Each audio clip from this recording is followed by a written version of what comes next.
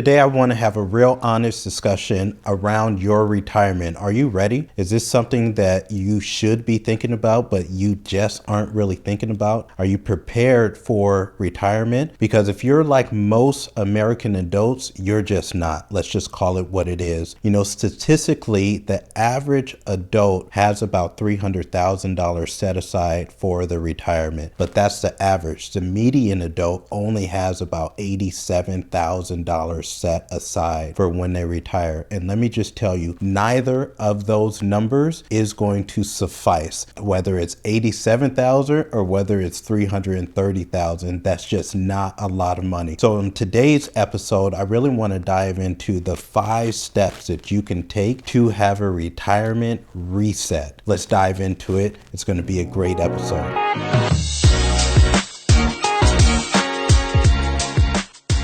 10 years ago, a lot of you guys know my story. I had $0 in retirement. Think about that. I was 34 years young.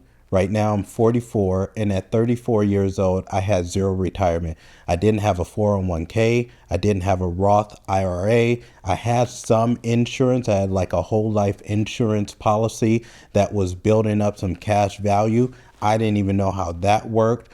I did have some 401ks with past employers, but every time I left those jobs, what do you think I did? I cashed out all those retirement plans. I took the penalties, and it wasn't something that I thought serious about.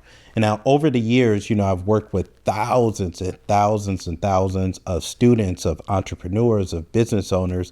I've helped people build very, very large businesses. And of course, we'd help people like you take your finances from where it's at right now and scale that on into the millions. And one thing that I know when I think back on my journey that really affected me was I never knew to think in decades. I only thought in days. And so you might be there as well, to where my retirement might be 30 years away for you, or retirement might be right around the corner. But the first place that it starts is how you start thinking about and preparing for the days that we're going to snap our fingers and those days are going to be here. So let's dive into it, because I want to help you with the 5 steps to retirement reset. Step number 1 is to really define what your goals are. You know, when I think about 10 years ago, and what really held me back was I had sort of like a myopic mindset in terms of the way that I thought about the future. And I didn't think about Jamil at 65 years old. I only could think about Jamil at 35 years old. And because I was so short-sighted, I never really set a plan. Like, me out there wasn't that big of a deal, because I always would say, well, I'll get to that later. That will become important to me later. I'll really start focusing on that after, and you fill in the blank, after I get a raise, after I start to take care of my family, after I get a new job, after I pay off this debt.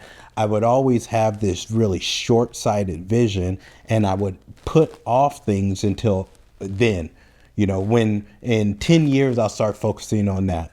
And the truth of the matter is, the best thing that you have right now is time. Time is your greatest ally, because every minute and moment that you wait, what you are doing is you're systematically cutting down on the time that your retirement could be doubling, tripling, and quadrupling. So the first thing that we want to do is just figure out what your number is. Define where when you retire, when do you want to retire? At what age do you want to retire? And how much do you want to retire off of? Simply put, how much money per year do you want to live off of in retirement?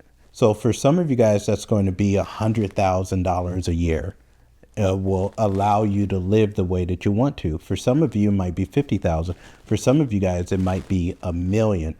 But we need to decide what that number is. So let's just say it's $100,000 that you want to live off of in retirement. Then all we do is take the number that you're at right now, multiply it by 20, and that's going to tell you what number you'll want to have in an investment account or in assets so that you can retire at that number. So, $100,000 a year times 20 is about $2 million. So I want to have about $2 million in retirement funds or in assets so that when it's time for me to hang it up, I actually can draw money off of those assets so that I can start taking $100,000 a year. Now, I just got to tell you, $100,000 a year really isn't that much money. It's only about $8,300 a month. And it might sound like a lot for some of you, but one of the biggest expense you're going to have when you get older is something called healthcare. And so to take care of yourself might just cost a lot because it typically does. So you really want to focus on that. So decide where you want to be. Number 2 is start saving consistently. Download something called a compound interest calculator. You can just Google it. You can go on Fidelity. You can go on Vanguard. But basically, now that you figured out, okay, I need $2 million, now you need to work backwards to see how much you need to save consistently every single month so that you can reach that number. The compound interest calculator is going to help you do that. If you don't have any of those, then you could just use ChatGPT. You could literally go to ChatGPT and say, listen, I want to retire with $2 million in an investment account. I got 25 years until I reach retirement. Assuming I get about 10% on average return on my money, how much do I need to put away every single month so that I can reach that? That's your prompt. And ChatGPT will literally come back and say, well, if you want to do that, introducing the 4% rule, meaning you can pull 4% off of that nest egg every year, you're going to need to save, and it will tell you the number. What I can tell you right now is if in 25 years you want to reach $2 million with 10% on average returns, you're probably going to need to put away about $1,200 a month. But that's how you do it. That's how you start to figure out how much you need to start saving. Which leads us to number 3. Number 3 is start automating those savings.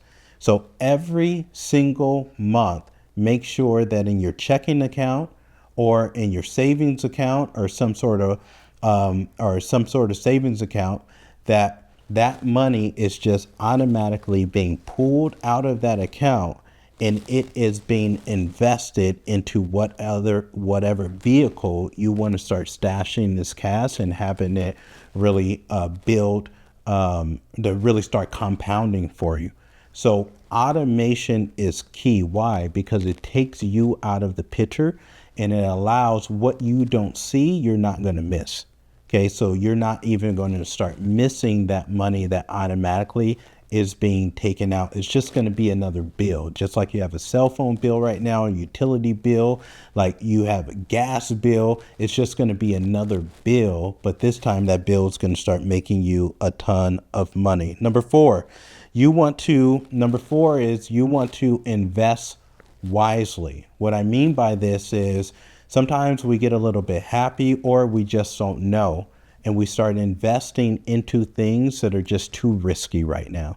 Okay, so you want to invest in an investment vehicle that is going to consistently give you, on average, an 8% return, 10% return, a 12% return. It isn't something that we have to get too sexy with to where we got to hit home runs. No, we just consistently need to hit doubles.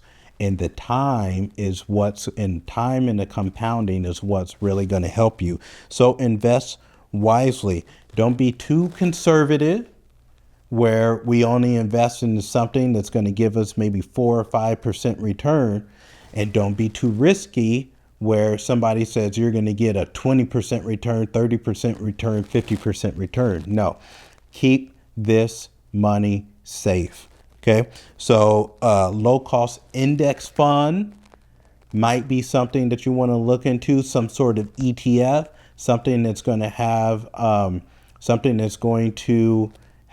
low fees, but we want to keep that money safe. And number 5 is use tax advantage accounts. Right now, one of the best things that you can do is while you are making good money, as you start to put this money away, there might be accounts that give you great tax advantages on the front end and on the back end. What I mean by that is there's accounts where you can defer your income right now so that you're not reporting a ton of income to the IRS, and that money can be invested into some sort of retirement funds. Or you can take that income after you pay taxes and you can put that income into an account to where this money can just build tax free. So by the time you hit 59 and a half or 65 or whenever it is that you want to retire, you can pull all that money out tax free. So really look into tax advantage accounts. And lastly, number 6, which is your bonus, is protect and adjust. So when you're younger, like me, I really started putting money away into retirement accounts when I was 34, 35 years old. I'm a little bit younger, so I can be a little bit more aggressive.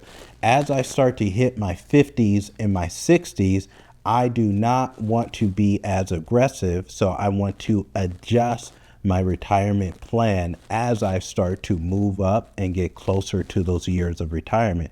Likewise, if I'm just starting putting money away for retirement, and let's just say I'm in my 50s, I want to make sure that I'm adjusting this plan and as much as possible. So a couple different actions that you can take right now. Start calculating your retirement gap, meaning start calculating how much you need to start putting away to reach the number that you want. Start increasing contributions by maybe 1 to 5% every single year, as your income likely is going to raise every single year. If you are eligible, open up a Roth IRA. Is one of the best vehicles that you can start putting money into right now because it grows tax-free. Consolidate old 401k accounts. What I mean by that is, I have 401k accounts for like 3 or 4 different companies that I work for.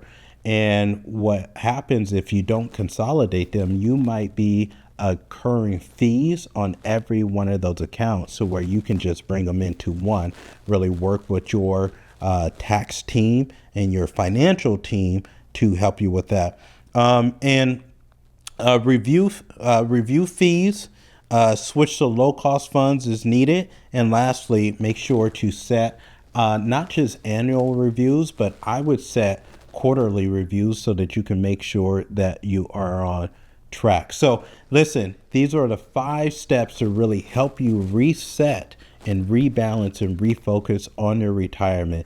Those statistics that I gave you are staggering. Make sure that you don't fall into those statistical categories, but make sure you fall into the category where you really have set your plan, you set your course, and you're going to be ready, because all of us are going to meet that older person inside of us very, very soon. And when we meet that older person, what we don't want to say is, man, I wish that I would have prepared for these days, because these days are coming. Listen, thanks for tuning in to this episode. If this was helpful at all, go on and give this video a thumbs up, go on and subscribe to the channel and share it with a friend. We'll see you on the next episode.